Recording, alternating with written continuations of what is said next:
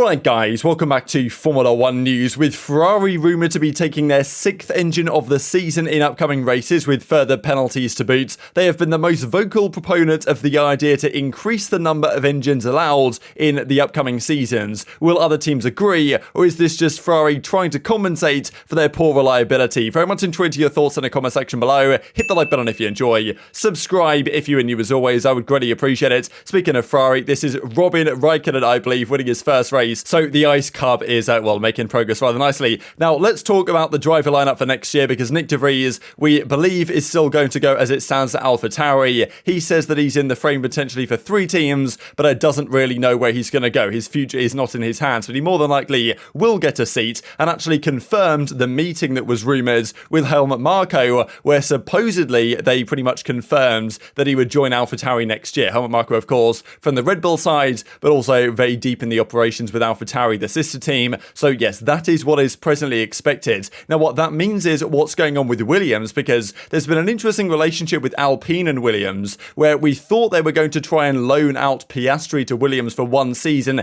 then they would kick Alonso, then get Piastri in for 2024. Alonso knew that was coming, thought, you know what, screw you guys, I'm going to leave early. That, of course, led to the whole Piastri drama where he's gone to McLaren now. That means that what do Alpine do? Do they bring in Gasly, as is the plan, it seems, if Alpha Tauri gets, of course, Nyck de Vries? Bit of a complicated situation, but they've got Jack Doohan, their kind of academy guy in Formula 2, they might want to bring in as well, another Australian driver. Now, apparently they might go for a similar route with what they were going to do with Piastri and loan Doohan out to Williams to then see if, he's got what it takes in Formula 1. Who knows whether they could then bring him back. So that's an option for Williams next year. There's too many good drivers for Nick Latifi to keep that spot, so he's going to be gone for sure. The other option is Logan Sargent. I don't think it's his first year in Formula 2, but has shown good progress with that Williams seat. Also an American driver, so that's a possibility there. Drives for Williams was right in Formula 2 already. And then Mick Schumacher, another name. So Nyck de Vries not even really being mentioned here anymore, because people are relatively convinced at this point he's going to go to Alpha Tauri. Expect announcements relatively soon. Just in light of all that Alpine drama, actually, I thought this is kind of crazy from Lauren Rossi, the Alpine CEO, saying that their young driver program might just be scrapped after saying, look, we put all this time into Piastri and then he's not even protected, he can just leave. Is it really worth it? We're wondering whether to continue or not. So I'm thinking, look, if you just got your contract sorted out and actually made it so he did have a valid contract, then he wouldn't just be able to leave. So I'm like, look, it's your fault, just get it sorted, and then, hopefully it continues, because obviously a lot of teams have young driver programs. They usually produce some fruits of their labour, but in this case they did produce Piastri, or at least help Piastri's career,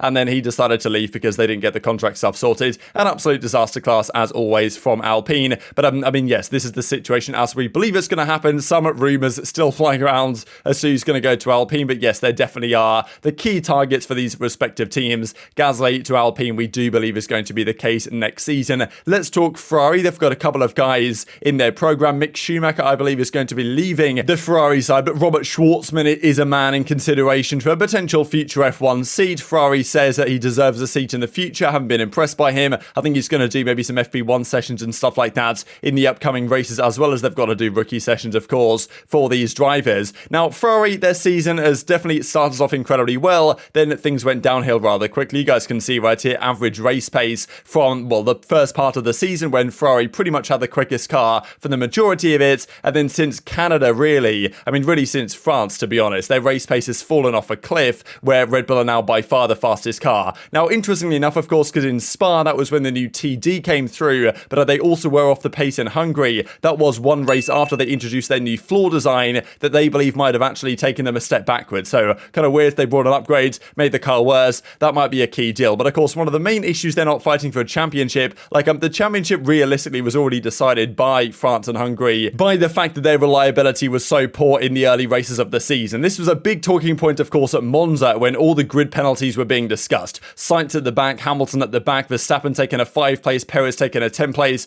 Bottas new gearbox, all this type of stuff. Absolute mess. They didn't even know what was going on. It took them 5 hours to confirm what the grid was going to be for the race. So Ferrari believes what they should do going forwards is increase the power unit allocation. So let's say on the engine side, going from what we currently have allowed 3 internal combustion engines per season, bumping that up to 4, 5, whatever. Now, of course, Ferrari have a rather vested interest in having this allocation raised, because they have arguably the most powerful engine by our understanding. The Ferrari is the best, then the Honda, the Red Bull, then the Mercedes, then the Alpine. In terms of horsepower output, the Ferrari is the strongest, but it's also the least reliable, right? They've had a lot of issues, not just at Ferrari, but also at Haas, at Alfa Romeo, the customer teams, a lot of breakdowns, a lot of power unit, powertrain issues that Ferrari are obviously culpable for. Now, they would love a world, I'm sure, where there are more power units per season, so they have to take less penalties. This is what is described here by Mattia Binotto, as he says the reason it took so long to publish is because there's different interpretations, etc., etc. That's something we need to address certainly in the future. I think not only how we decide the grid position based on the penalties, but also the amount of penalties we got is too many. Difficult for a fan, I think, to see a car on pole and not start on pole because he got grid penalties. So maybe 3 power units per driver is too little at the stage for what we have achieved. Maybe it needs to be reconsidered for next season. So kind of using the idea of the confusion for the fans as a justification for upping the number of power units. Now, I honestly think he is justified in saying this because the number of power units that these teams are required to use for a season is pretty outrageous, right? They're only allowed 3 in terms of ICEs for what will next season be 23, maybe 24 races. Like these power units are running at incredibly high revs. They're getting used at unbelievable levels of performance here with it's such a compact package to produce the 1,000 horsepower is just absurd. And the fact that these engines are even able to last more than 3 or 4 races is a marvel of engineering, in fairness. The fact that they're intended to last 8 races is obviously pretty incredible. It's tough to make that happen. And teams would prefer to say, look, we'll use an engine for 6 races and then another one for another 6, and then we'll just take a penalty and then we'll use another one to the end. And if there's damage or collisions or whatever, we might have to take another one, so be it. We'll make that happen. Now, Ferrari, of course, have suffered massively with this. Plenty of technical DNFs for either the leader, Leclerc, or also Sainz back in Baku, for example, or Sainz also in Austria, right? There's been a few incidences for Leclerc so far this season, and really it's thrown away their attempts at a championship where they did have the fastest car in the first half of the year. So what do you say, though, if you're another team? Because if you are a Mercedes, for example, they're probably the only team that their engines can actually last all season, right? They had obviously 3 engines in Russell's car. I believe they might be able to get to the end of the season on just 3 engines. Next year, though, there's not 22 races. There's going to be at least 23. It might be 24 if China is a race, even though that seems rather unlikely at the present time. But Russell might be able to go to the end of the year on 3 engines. Hamilton's taken his 4th now. Probably wouldn't have needed to necessarily, but he damaged it in Spa, therefore he had to take a new one. So Mercedes can get away with it. Red Bull have taken another couple in Verstappen's case, another 1 ICE in Perez's case, and then Leclerc has already taken 5 and is rumoured to be taking a 6th, as I believe is Sainz. So that just goes to show. Now, of course, nowadays the penalties maybe don't mean quite so much, just because it's easier to pass nowadays and make overtakes. So the penalties are less impactful than maybe they have been in previous seasons with previous regulations. But look, nonetheless, what do you think about this if you are another team? Because if all the teams agree, like, hey, yes, 3 engines is too little for a season, we've got to bump those numbers up, then the FIA probably would do it. But if you're Mercedes, right, you might think, okay, yeah, good idea having 4 engines for the season, let's just say, so that we can then run our engines at a higher level of power. But of course, like, if they were to do that, then Ferrari are theoretically the team that gains the most from this, right? Because their engines are clearly nowhere near reliable enough and consistent enough over time to perform at the level they need to over many races in a row. Therefore, they potentially are going to take 6 engines. Russell might get away with just 3, which means that, of course, Ferrari are theoretically the team that benefits the most from bumping these numbers up. So do you think Binotto's just saying that in the interest of his own team,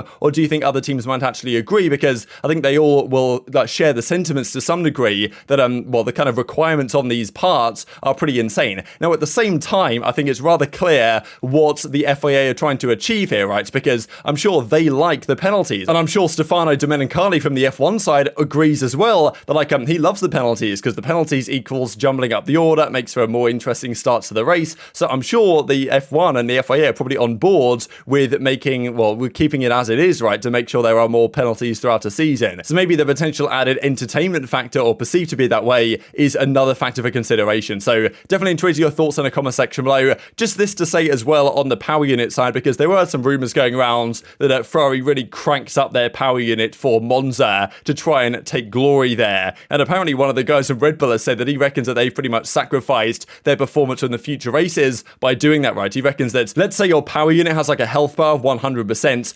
If you max it out for a race, you might use 25% of its power down to 75%. If you don't max it out, you might use 15% of its power. I don't know. So Ferrari apparently took a lot out of the life of their engines to try and win in Monza. Didn't happen for them. It might affect them now for the rest of the season. Of course, their season in general hasn't been great. There's been questions, does Matteo Binotto, should he get fired? Like, what's the decision there? What's the situation? The reliability was pretty bad, but obviously the strategy has been a big problem, so they're going to have to figure that out. But the reliability was kind of the main thing that really prevented them winning this championship, with the strategy, of course, thrown in for good measure as well if you're a Ferrari fan. So definitely enjoy your thoughts on all this stuff in the comment section below. A couple of things to mention before we close out, just to say this as well. The last 10 drivers to score points on their debut. Nick de Vries, the most recent one. Of course, Hamilton would be on here from 2007, I guess, because he had what was it? Pretty crazy, like 8 podiums in a row when he made his debut, or something. I think it was like 10 out of the first 11 races Hamilton was on the podium that he competed in. But since then, right in the last 10 drivers, it's been as follows, right? With Nick de Vries joining the list, with of course Zhou Guanyu also getting points back at Bahrain at the start of this season. But very much intrigued to your thoughts on all this stuff in the comment section below. Hit the like button if you enjoyed, subscribe if you are new, take care, and I'll see you next time.